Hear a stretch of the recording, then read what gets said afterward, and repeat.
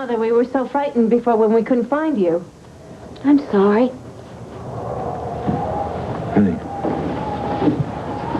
Are you all right? No, I'm not. I'm not all right. I went upstairs. To the 3rd floor? How did you get in? I took the key from Miss Stonecliff. What's up there? What did you see? My mother. In everything. In her piano, the sheet music, her composition books, all her favorite possessions. But nowhere was there some deep, dark secret hidden away. It was just a room filled with darkness and sadness. You're sure? Mel. Are you telling the truth?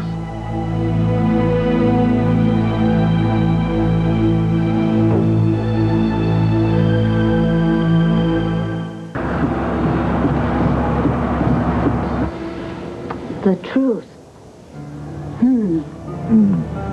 Yeah. About that room upstairs. Mother, what's wrong? What else was up there? Besides the sheet music, besides the piano.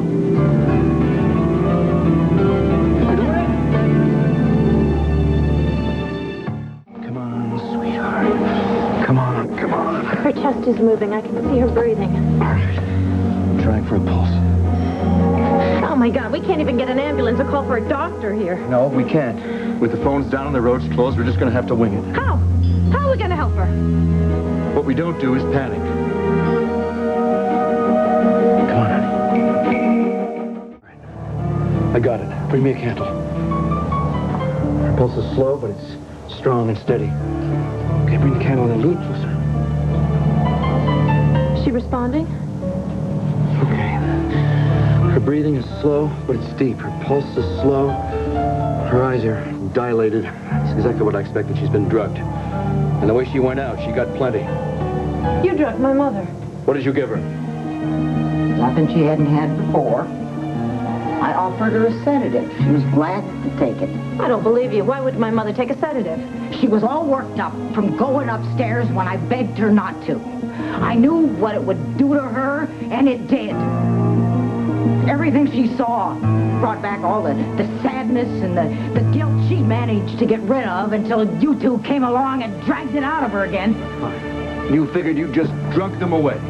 She needed to get some sleep.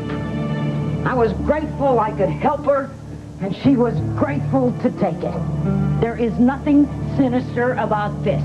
What is this? It's an ordinary sedative prescribed for me. You're going around the house dispensing drugs? You're not a doctor. If it's safe enough for a little old lady with a weak heart, it's plenty safe for Dorian. Besides, I may not be a doctor, but you seem to forget that Dorian is. She knows about medication. All she wanted was a little bit of relief from the misery you brought down on her, and for what? All my mother wanted was the truth. That's the only relief she's ever going to get. And every time we got close to it, you found a way to stop us. Do you know how it feels to have someone get in your way every time you're trying to help someone else? How dare you ask a question of me like that?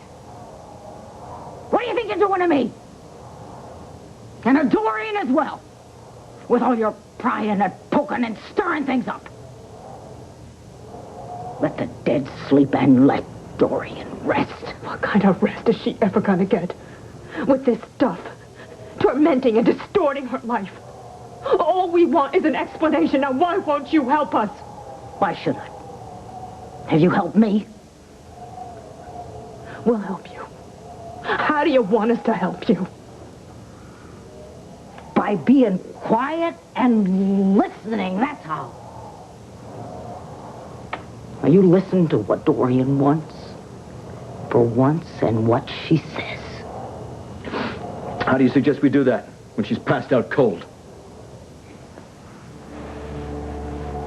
You let her go on sleeping for as long as she can.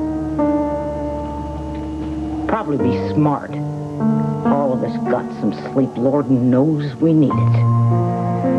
Then when Dorian wakes up, we'll discuss the situation.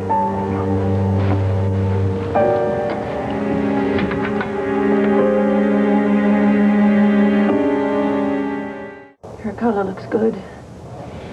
And her pulse is normal.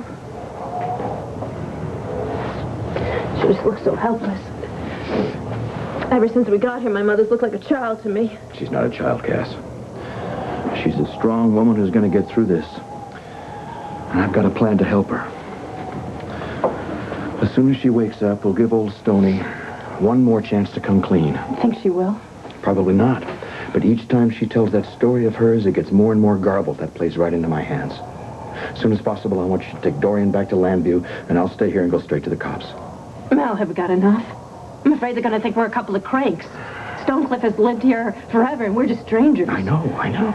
But with those phony death certificates and Charlotte's inconsistencies, that may just interest the authorities in issuing a search warrant. What are we searching for? We'll know when we see it. But if we don't find anything in that room upstairs, then we have to consider an exhumation. All the answers we're looking for may be in those graves, Cass. Mel, what if we stir up more trouble? My mother's going to go crazy if the police are brought in here and there's a scandal. Scandal's long overdue. Is she ever going to forgive us? I have to take that risk if I'm going to get us out of this nightmare. You with me? Yes. All right. I mean, we've come this far, Miles. We can't turn back. Good. Might as well take old battle axe's advice and get some sleep. I'll stand the first watch. Only for an hour, and then I'll be back. All right.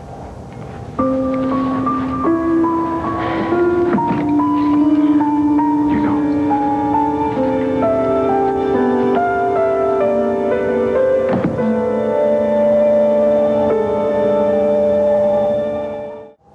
There. Now, there's nothing to be afraid of. You settle right down and rest, my sweet. The noise! No, that's just the wind, dear. Dorian makes noise. Dorian's asleep. Oh. I'd turn the wind off for you if I could. No, you know that, don't you? Here, just a little sip. Here you go. That's my good girl. Now, put those beautiful hands under the covers where they'll stay nice and warm. Now, the wind can't touch you. No one can. Dorian can't hurt you. I've never allowed it, and I never will. She won't tell, I promise. She won't be here long. And your teacher will come back. Yes. And you'll make your music for me. Yeah. And I'll take care of you. Just like always. Don't you worry. No one's going to hurt you, sweetheart. I promise you that. That's a promise I intend to keep.